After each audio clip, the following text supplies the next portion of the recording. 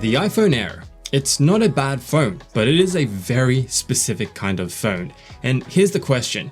If I were to go back to the launch of the iPhone Air, would I choose to buy it again? Heck, for those of you who already own one actually, would you buy it again? Because after living with it every day for 6 months, personally, I'm not so sure, and here's why. If we go off the sales and third-party resale prices alone, it shows that the resale value dropped by almost 50% in the first week alone. That's pretty unusual for an iPhone. And now that the iPhone 17e is out, I think I finally understand who the iPhone Air is actually for and who should definitely avoid it. So after half a year using it as a daily personal phone for calls, texts, music, casual apps like gaming and photography, here's my honest long-term review, and let's start with the negatives I've come across.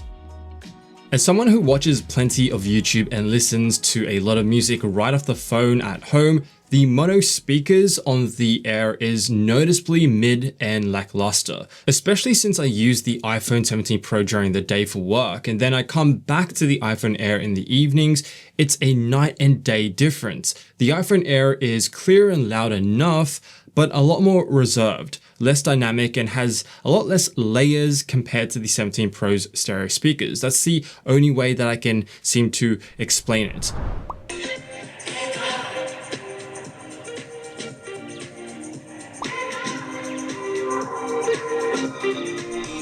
Of course, you can pop in earbuds, it's a non-issue then, but if you do use the speakers on your phone in the shower or just around the home, it does lack that polish and wow factor. The mono speakers isn't the only letdown though. The notch here on the back can also be slightly annoying because flat on a table and tapping on the display, it's sort of like ricocheting all over the table. It's obviously because the singular lens throws off the entire flush back, but something to be aware of if you lay your phone flat and then use it, it's kind of inconvenient. Then there's the fact that it's an eSIM only design. This may be convenient for some, but for frequent international travelers who bounce SIM cards around or are switching from an iPhone which still has a physical SIM card slot in the past, this can definitely be seen as a miss. And while obviously the lack of an eSIM card slot helps with its super thin profile, it's just a bummer that one of the most travel-friendly iPhones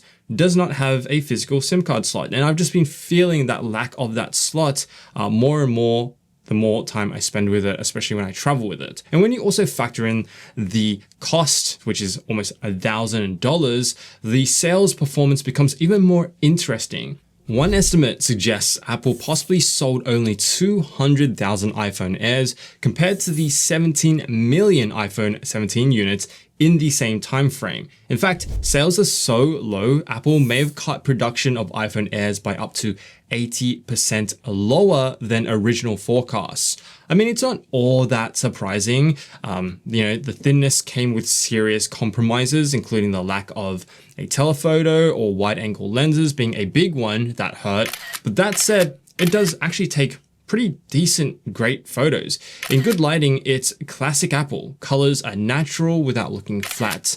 Dynamic range is strong, and skin tones are consistent in a way that just makes photos easy to use straight out of the camera. It doesn't feel overly processed or aggressively sharpened. You point, you shoot, and for most people, it looks great. And although it does compromise on flexibility, I've been having a ton of fun adding my presets onto the iPhone Air shots, and I think it looks quite solid. So the iPhone Air camera, it isn't bad. It's not bad at all, actually. It's just simplified. If your photography style leans like minimal, every day, you'll probably be super happy with this and it'll be more than enough. In fact, let's say I had to present these photos. Maybe I'm pitching a campaign, reviewing a trip, or just showing a client what this camera can do. Normally, I'd export everything, open PowerPoint or Canva, start dragging images in, and, lose an hour formatting slides and structure. Instead, I've been using this instant workflow with Claude and Gamma to create incredible presentations, and for transparency, I've I've partnered with Gamma on this segment of the video. So I'll drop my notes about the shoot into Claude and ask it to structure into a presentation. Then, once I'm happy with the structure, I just prompt create with Gamma, and instantly it turns that into a clean, properly designed presentation. What's cool is that if I refine my thoughts in Claude, the deck updates with it. No rebuilding slides required. You can even connect Gmail or calendar apps and generate a presentation directly from existing content and notes. If you create decks for work, school, or client, it's honestly one of the smoothest AI workflows I've tried yet. You can try Gamma out completely for free, and I'll leave it linked down in the description box. Moving on, let's talk about what I actually loved about the iPhone Air over the last 6 months, because here's the twist. After all those compromises I mentioned, I still don't hate using it at all. Firstly, I love the matte black color. It remains one of my favorite iPhone colors to this day. The subtle shine of the rounded edges, the gloss black notch complements the matte black, and it just looks and feels really, really premium every day. I've also found myself really enjoying the beautiful 6.5-inch display. And for me, it is perfectly sized. It sits between the Pro and the Pro Max in screen size. And because I use it in my personal time at night, mainly watching content, reading articles, or even for some light gaming, I find that it is even more enjoyable than my 17 Pro's display. It's essentially the same display as the 17 Pro though. It has that 120Hz ProMotion display, 460 pixels per inch, and 3000 nit peak brightness, so the iPhone Air deserves high praise for its display. But it's not just the larger display that makes it feel more special than the 17 Pro. It's obviously the biggest selling point, which is its slim profile and titanium build. The only iPhone, in fact, currently still built with titanium.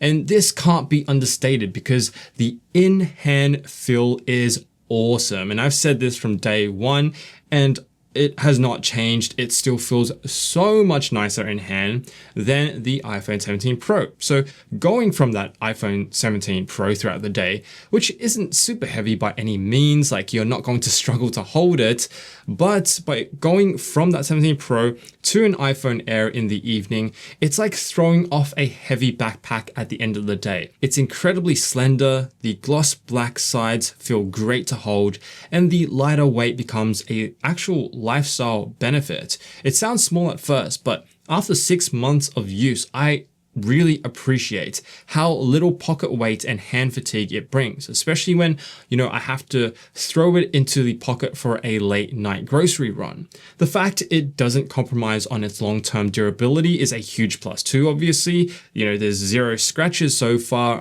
there's no dents, there's no discoloration, and we know just how sturdy its whole frame is. I have 0 hesitations traveling with this phone. One thing I was curious about though, with such a thin phone, was whether signal or call quality would suffer. But honestly, from both my experience and what people have been saying online too, it's been great. Reception feels just as stable as other recent models in normal day-to-day use. Calls are clear on both ends, and I haven't experienced any unusual dropouts. So I think it's safe to say that Apple's custom C1X modem in this is quite solid. But is the A19 Pro processor in the Air just as solid? Well, in real-world terms, it has a very similar day-to-day feeling as the iPhone 17 Pro snappiness for multitasking and light gaming. When using the Air, I do not feel like I've had to make a performance trade-off with the 17 Pro at all. It's quite nice. And benchmarks have already shown this. The single and multi-core performance difference is minor, as you can see here, and the only true difference is shown in Metal benchmark, which tests GPU performance. So the 17 Pro's extra GPU core and the vapor chamber cooling really comes into handy if you're gaming for long stretches or editing or exporting large files on CapCut, for example. But otherwise, when using the iPhone Air, I've never once thought in the past half year hey, I need to go back to using the 17 Pro for this task or this app. And while synthetic tests show that the Air can get warm under load, most day-to-day activities, social, video browsing, they don't generate any type of long-term heat. So it's definitely an improvement over some thin phone designs of the past. Now, the battery life after 6 months. How has it held up? When I first got the iPhone Air, I was honestly a bit cautious. Thin phones historically don't hold up great over time. The first few days felt pretty good, but not remarkable. Then everything changed. After the initial learning phase where, iOS optimizes how the battery behaves based on your usage, things smoothed out significantly actually. iOS got to know my habits and suddenly the phone wasn't just lasting a day, it started feeling more consistent and lasted even longer than the initial week with it. I'm now getting about 5 to 9 hours of active screen time and 10 hours in screen idle time or thereabouts, and actually slightly more than I get with the iPhone 17 Pro, but bearing in mind, of course, I use the 17 Pro more intensively than the Air. But still, considering that the iPhone Air's battery is smaller by about 200 milliamp hours and it has a larger display, it's a win on the battery front. It's been great when it comes to the past 6 months with it. It can't compete with the Pro Max battery life though, of course, and I think that's kind of a given, but it is something to consider if you plan to main this phone or get a new upgraded main phone. If you're really serious about battery life, then you might want to go for the Pro Max, but my point is this is more than enough if you want to go the entire day without charging. Okay, so no more beating around the bush. If I could go back 6 months to launch day and choose again, would I buy the iPhone Air? And for me personally, probably not.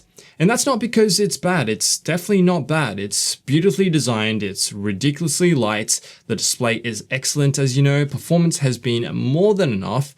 Battery life surprised me in a good way. So on paper, in real life actually, it's truly a great phone. But over time, I realized something. I realized that I value flexibility. I use the telephone, I use the ultra wide camera lenses frequently. I appreciate stereo speakers. I like having that extra creative headroom with log filming and that thermal regulation with really intensive apps. And all those things are the things that the Air quietly takes away for that very minimal thin design here. The iPhone Air isn't built for power users, it's built for minimalists. It's for someone who wants the lightest, the cleanest, the most comfortable iPhone experience possible.